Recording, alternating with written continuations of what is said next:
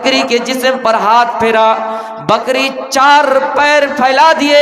जिस तरह जानवरों को आप देखेंगे जब दूध दोहा जाता है, दूध दोने की बारी आती है तो मेरे भाइयों वो जानवर अपना पैर फैला देता है। वो बकरी पैर फैला दिया और आपने दुआ दी, बरकत की दुआ दी और दूध दोहना शुरू कर दिया। जो बकरी कमजोर हो चुकी थी, जो बकरी बिल्कुल लागर हो चुकी थी, जिसका थन सूख चुका था, लेकिन आपने उनके जिस्म पर हाथ फेरा और दूध दोहना शुरू किया तो इतना दूध निकला, इतना निकला कि बर्तन भर गया। आप पिए, अबू बकर सिद्दीक पिए और आपके साथ जितने साथी थे सबने दूध पिया और उसके घर में भी दूध, बर्तन में लबालब दूध भरा हुआ रहे। और जहां तक ये जो अभी ऐलान हुआ दुकान की बात, फरक्का साइड में एक प्रोग्राम में गए थे, 2 दिन का जलसा था। पहले दिन मेरी बारी थी और दुकान को बिल्कुल करीब लगाया था उस दिन, और इतनी भीड़ थी, लेकिन लोग कम से कम स्टेज में जाना आना करते थे। लेकिन बाद में फिर राय और मशवरा ये किया गया कि दुकान लगे लेकिन दूर में लगे। लेकिन दूसरा दिन जो प्रोग्राम हुआ आदमी उधर ही रह गया, पिंडल में कोई नहीं आया। तो मेरे भाइयों, दुकान चाहे करीब लगे या दूर लगे, ये हम नहीं कह रहे हैं, लेकिन हमें और आपको अपनी सोच बदलना है कि हम और आप कामयाबी की राह किस तरह चुनेंगे। मैंने कुरान करीम की एक आयत पढ़ी कि हर इंसान को यह गौर करना है कि उसका वजूद दुनिया में किस तरह हुआ, वो दुनिया में किस तरह आए, और इंसान को अल्लाह रब्बुल आलमीन ने किस चीज से बनाया। इससे पहले मैं कुछ अल्लाह की तारीफ, हम्द व सना बयान करना चाहूंगा कि ऐ इंसानों, हम और आप अल्लाह का दिया हुआ माल खाते हैं, रिस्क खाते हैं। ये मत समझे कि हम कमाते हैं, मेहनत करते हैं तो खाते हैं। नहीं, मेहनत एक जरिया है, कमाना एक जरिया है, लेकिन खिलाने वाला हकीकत में अल्लाह रब्बुल आलमीन है। 2-3 वाक़यात मैं आपके सामने रखूंगा। इंसान ज्यादा से ज्यादा 100 ग्राम या 1 पवा चावल खा सकता है, लेकिन समंदर के अंदर एक बहुत बड़ा जानवर रहता है, बहुत बड़ी मछली रहती है जिसको ब्लू व्हेल कहा जाता है। ये रोजाना 3 से 4 टन खाना खाती है। ये मछली 40 केजी में 1 मन बनता है, 100 केजी में 1 कुंटल बनता है, और 10 कुंटल में 1 टन होता है। आप गौर करें कि इतनी बड़ी मछली को समंदर में कौन खाना खिला रहा है, कौन रिस्क दे रहा है। लेकिन मेरे भाइयों, ये इंसान है जो 100 ग्राम चावल खाने के लायक है, ज्यादा से ज्यादा 1 किलो खाने के लायक है, फिर भी इंसान को देखिए दुनिया कमाने में किस तरह लगे हुए हैं। लेकिन खाना खिलाने वाला हकीकत में अल्लाह रब्बुल आलमीन। अल्लाह के नबी सल्लल्लाहु अलैहि वसल्लम हिजरत के मौके पर चंद साथियों के साथ, उनमें से अबू बकर सिद्दीक रज़ी अल्लाह तआला अन्हु भी साथ में। आपको एक रास्ते में भूख लग जाती है, प्यास लग जाती है, आप भूख की वजह से नजरें दौड़ाती है, इधर उधर नजरें दौड़ाते हैं, नजर आपकी जाती है और एक खीमे के ऊपर आपकी नजर पड़ती है। वहां पर जाते हैं तो एक घर दिखाई देता है, जिस घर के अंदर आप और अबू बकर सिद्दीक रज़ी अल्लाह तआला अन्हु और चंद साथी उस घर में दाखिल हो जाते हैं। एक घर दिखाई दिया, वहां आप दाखिल हो गए।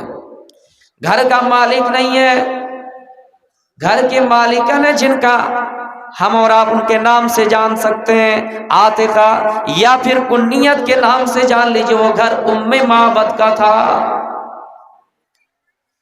घर में जो औरत थी वो बाहर आई, उनकी बीवी बाहर आई और उनका शौहर कहीं गया हुआ था। अल्लाह के नबी सल्लल्लाहु अलैहि वसल्लम ने पूछा, ऐ मोहतरमा, हम चल के आए, हम दूर से आए, हम सफर करके आए हैं, हमें प्यास लग गई है, हमें भूख लग गई है, थोड़ा सा अगर घर में खाना हो तो हमें दे दो। گھر میں تھوڑا سا کھانا ہے تو ہمیں دے دو۔ معبد کہتی ہے کہ اے فلاں، اے اجنبی آدمی، میں تجھے جانتی نہیں کہ تم کون ہو، لیکن پھر بھی گھر میں تلاش کرتی ہوں کچھ کھانا مل جائے تو تمہارے لیے انتظام کرتی ہوں۔ گھر گئے، ادھر ادھر دیکھا لیکن کھانا کچھ نہیں ملا، کھانا کچھ نہیں ملا۔ کہا اگر پینے کے لیے کوئی چیز ہو تو دے دو۔ پانی کے علاوہ کچھ نہیں تھا، گھر میں دودھ وغیرہ کا بھی انتظام نہیں تھا۔ آپ نے نظریں دوڑائی، اس گھر میں نظریں دوڑائی تو گھر کے کسی کونے میں ایک بکری باندھی ہوئی تھی، ایک بکری باندھی ہوئی تھی۔ آپ نے پوچھا، پرمیشن مانگی، اجازت مانگی کہ اے محترمہ، اے معبد، اگر تم اجازت دو، اگر تم پرمیشن دو تو اس بکری کا دودھ دوہ لیتا ہوں۔ اس نے کہا، اے اجنبی آدمی، یہ بکری بوڑھی ہو چکی ہے، یہ بکری کمزور ہو چکی ہے، اس بکری کا تو تھن سوکھ چکا ہے، یہ دودھ دینے کے لائق نہیں ہے۔ اس عورت نے کہا کہ اے اجنبی آدمی، یہ بکری دودھ دینے کے لائق نہیں ہے، یہ کمزور ہو چکی ہے۔ آپ نے فرمایا، مجھے حکم دو، میں اس بکری کا دودھ دھوتا ہوں، دودھ نکل جائے گا۔ وہ ہنس دیے اور کہنے لگے، اے اجنبی آدمی، اگر تجھے شک ہے تو میں تجھے برتن لا کر دیتی ہوں، تو اس برتن کو لو اور دودھ دو۔ برتن لایا گیا اور آپ کو دے دیا گیا اور آپ اس بکری کا دودھ دوہنا شروع کیا۔ بکری کے جسم پر ہاتھ پھیرا، بکری چار پیر پھیلا دیے۔ جس طرح جانوروں کو آپ دیکھیں گے جب دودھ دوہا جاتا ہے، دودھ دوہنے کی باری آتی ہے تو میرے بھائیو وہ جانور اپنا پیر پھیلا دیتا ہے، وہ بکری پیر پھیلا دیا اور آپ نے دعا دی، برکت کی دعا دی اور دودھ دوہنا شروع کر دیا۔ جو بکری کمزور ہو چکی تھی، جو بکری بالکل لاغر ہو چکی تھی، جس کا تھن سوکھ چکا تھا، لیکن آپ نے ان کے جسم پر ہاتھ پھیرا اور دودھ دوہنا شروع کیا تو اتنا دودھ نکلا، اتنا نکلا کہ برتن بھر گیا۔ آپ پیے، ابو بکر صدیق پیے اور آپ کے ساتھ جتنے ساتھی تھے سب نے دودھ پیا اور اس کے گھر میں بھی دودھ، برتن میں لبالب دودھ بھر رہ گیا۔ میرے پیارے ساتھیوں، یہ برکت تھی، یہ برکت کا نتیجہ تھا۔ آپ کے پاس کوئی ذریعہ نہیں تھا، آپ کے پاس کوئی سبب نہیں تھا، آپ کے پاس کچھ نہیں تھا، اس کے گھر میں بھی کھانے کے لیے کچھ نہیں تھا۔ وہ بکری بالکل کمزور ہو چکی تھی، وہ بکری بالکل لاغر ہو چکی تھی، جس کا تھن سوکھ چکا تھا، لیکن اللہ کا کرشمہ دیکھیے، اللہ کی قدرت دیکھیے، اللہ نبی اکرم کو کھانا کھلائے گا تو آپ نے دعا دی، برکت کی اور دودھ نکلنا شروع ہو گیا۔ تو پھر میرے بھائیوں، سب نے دودھ پیا اور اس کے گھر میں بھی دودھ چھوڑ گئے اور اللہ کے نبی وہاں سے رخصت ہو گئے۔ اتنے میں ان کا شوہر ریوڑ کو لے کر آ گئے، بکریاں چرانے گئے۔ صبح کا ٹائم نہیں بلکہ دوپہر کا ٹائم تھا، دھوپ کی کڑک زیادہ تھی، ایسا لگ رہا تھا کہ جنگل آگ کی بھٹی کی طرح تپ رہا ہے، ایسا لگ رہا ہے کہ دھوپ آگ شعلہ برسا رہے ہیں۔ میرے پیارے ساتھیوں، اس کا شوہر ابو معبد گھر میں تشریف لاتے ہیں اور پوچھتے ہیں، او میری بیوی، گھر میں دودھ دینے والی بکری نہیں تھی، پھر گھر میں دودھ کہاں سے آیا؟ پوچھ رہے ہیں کہ آئی میری بیوی، گھر میں دودھ کہاں سے آیا؟ اور گھر میں خوشبو ہے، عطر سے گھر بھر گئے تھے، خوشبو سے گھر بھر گئے تھے۔ حیرت ہو گئے، پوچھا میری بیوی، ساری بکریاں میں چرانے کے لے کر چلا گیا تو گھر میں پھر دودھ کہاں سے آیا؟ وہ کہنے لگی، آئی میرے شوہر، گھر میں ایک ایسا آدمی آیا جو میں منع کر رہی تھی کہ اس بکری کا دودھ مت دو ہو، لیکن یہ جو بکری کونے میں باندھی ہوئی ہے، جس کا تھن سوکھ چکا ہے، وہ آدمی ہاتھ لگایا اور دودھ نکلنا شروع ہو گیا۔ اس کا شوہر بڑا تعجب ہو گیا اور پوچھنے لگے، اے میری بیوی، بتاؤ اس کا حلیہ کیسا ہے، اس کا رنگ کیسا ہے، اس کی صورت کیسی ہے، اس کی شکل کیسی ہے؟ معبد نے جو جواب دیا اس عورت نے، او غور کیجئے، معبد نے کہا، ہے میرے شوہر، وہ انسان حسین و جمیل تھا، وہ انسان خوبصورت تھا، نہ لمبا تھا، نہ چھوٹا تھا، نہ موٹا تھا، نہ پتلا تھا، نہ دبلا تھا، درمیانے قد کا تھا، بال گھمرلے والے تھے، آنکھ کی پتلیاں روشن تھی۔ میرے پیارے ساتھیوں، جب یہ حلیہ بتایا گیا، نبی اکرم صلی اللہ علیہ وسلم کا چہرہ مبارک بتایا گیا، ان کی شکل بتائی گئی، ان کی صورت بتائی گئی، تو وہ آدمی سمجھ گئے کہ واللہ اللہ کی قسم یہ وہی شخص ہے جن کے بارے میں سنا کرتا تھا یہ صاحب قریش ہے، جن کے بارے میں جن کی عظمتوں کو میں سنا کرتا تھا کہ یہ ایک انسان اس روئے زمین پر جنم لیا ہے، جو انسان بالکل خوبصورت ہے، جس کی تسبیح عرش والے نے وَسِرَاجًا منیرا، سراج منیر سے دی ہے۔ میرے پیارے ساتھیوں، پھر وہ آدمی دوڑا چلا گیا، وہ آدمی دوڑا گیا نبی اکرم کو ڈھونڈنے کے لیے، نبی اکرم کی تلاشی کے لیے کہ نبی اکرم مل جائیں، آپ کو اپنے دسترخوان میں بٹھا کر کھانا کھلائیں۔ میرے پیارے ساتھیوں، میرے موضوع سے جو بات ٹکرائی وہ ہے کہ کھانا اللہ رب العالمین کھلاتا ہے۔ ان کے چہرے کے بارے میں، ان کے چہرے کی وشیشتائیں بتلائیں۔ میرے بھائیوں، صرف ام معبد نہیں، عرش والے نے بھی سراج منیرہ کہا ہے۔ جس نبی کو حضرت حسان ابن ثابت انصاری رضی اللہ تعالیٰ عنہ نے یوں اپنے شعر کے اندر کہا ہے کہ وَحَسَنَ مِنْكَ لَمْ تَرَ قَطُّ عَيْنِي وَأَجْمَلَ مِنْكَ لَمْ تَلِدِ النِّسَاء۔ اے لوگوں، آج تک میری آنکھوں نے اتنا حسین و جمیل چہرہ کسی کا نہیں دیکھا، آج تک اتنا خوبصورت بچہ نہیں دیکھا، اور دنیا کے اندر کسی ماں نے اتنا خوبصورت بچہ پیدا ہی نہیں کیا ہے۔ وَحَسَنَ مِنْكَ لَمْ تَرَ قَطُّ عَيْنِي وَأَجْمَلَ مِنْكَ لَمْ تَلِدِ النِّسَاء۔ آج تک دنیا کے اندر کسی ماں نے اتنا حسین و جمیل بچہ پیدا ہی نہیں کیا ہے۔ آپ اتنے خوبصورت تھے۔ حضرت حسان اپنے شعر کے اندر کہہ رہے ہیں کہ میں نے اتنا حسین و جمیل چہرہ کسی کا نہیں دیکھا ہے۔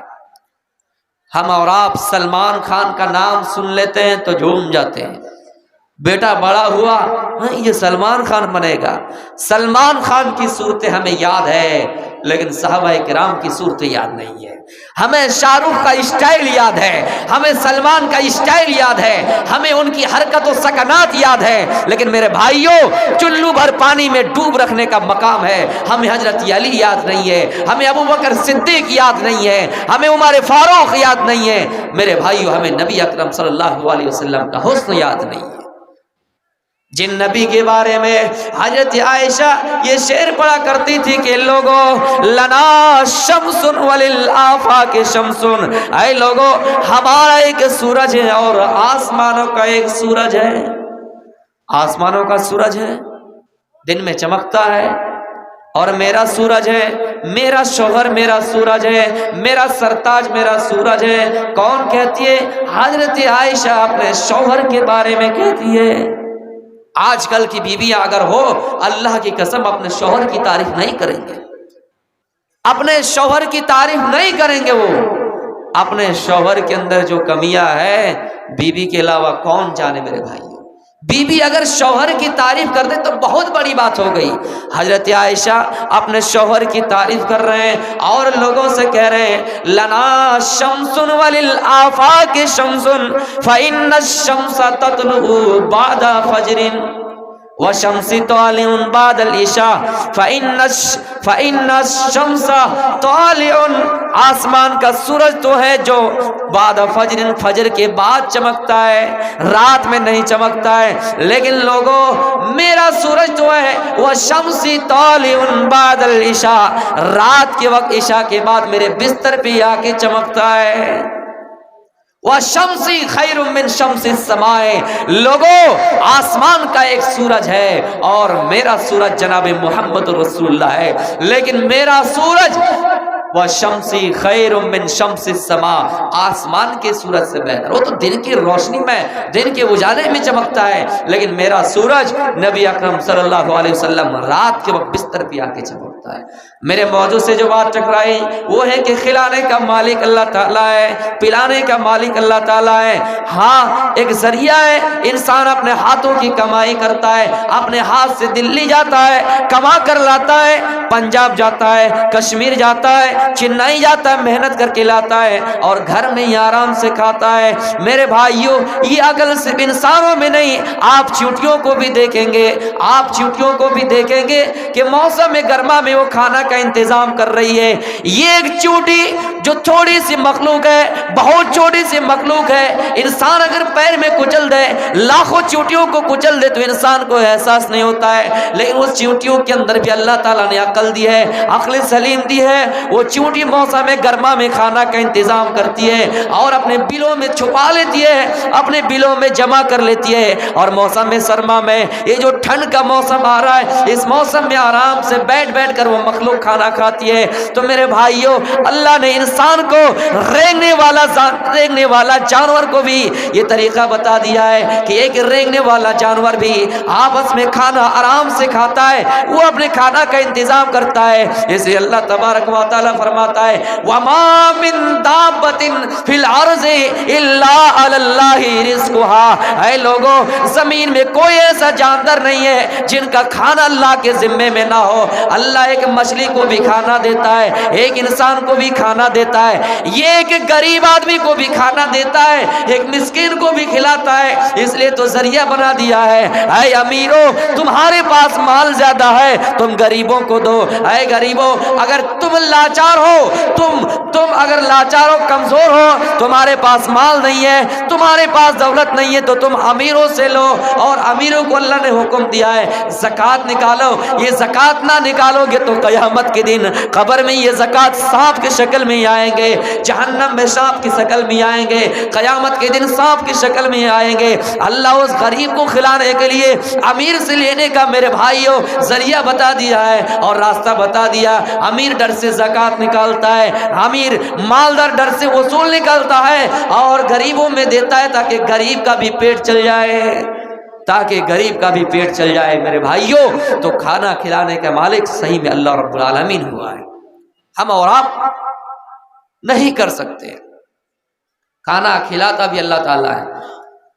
एक स्टेज में एक मौलवी साहब तकरीर कर रहे थे कि अल्लाह सबको खिलाता है, जो नहीं खाता है उसे भी खिलाता है, जरूरत पड़ने पर लाठी डंडे मार कर भी खिलाता है। एक आदमी खड़ा हुआ, कहने लगे, वो कैसे? मैं खाना खाऊंगा नहीं, अल्लाह कैसे खाना खिलाएगा? उस आदमी से कहा कि या मालिक यौमिद्दीन, अल्लाह क़यामत के दिन का मालिक है। वह अला कुल्ली शैइन कदीर, अल्लाह हर चीज पर कादिर है, हर चीज करने पर कादिर है। वो आदमी जिद पकड़ लिया, मैं खाऊंगा नहीं, कैसे अल्लाह खिलाएगा, देखूंगा। घर गए, खाना नहीं खा रहा है, आराम से बैठा हुआ है या लेट गया, सो गया। माँ खाना का बर्तन लेकर अपने बेटे के पास आई और बेटे से कहने लगे, ओ मेरा बेटा खाना खा लो। बेटा ने जिद पकड़ लिया, खाना खाऊंगा ही नहीं। माँ दोपहर के वक्त आया, शाम के वक्त आया, फिर सुबह के वक्त आया। बेटा के मन में ये सोच आई और सोचने पर ये मजबूर हो गए, जब तक माँ के पास रहूंगा, जब तक अपने घर में रहूंगा, ये घर वाले परेशान करते ही रहेंगे, इसलिए बेहतर है घर छोड़कर किसी जंगल ही चला जाए। जब तक लोगों के सामने रहेंगे कहते रहेंगे खाना खा लो, खा लो, खा लो, गुस्सा नहीं करना चाहिए, खा लो। ना रहेगा बांस, ना बजेगी बांसुरी, चल यहां से निकल जाते जंगल चला गया। माँ का मन नहीं माना, माँ खाना लेकर जंगल चली गई, अपने बेटे के पास चली गई। जंगल में देख रहा कि मेरी माँ चली आई, ये गुस्सा किया, मन मन में सोचने लग गया, ये जंगल भी आ गई।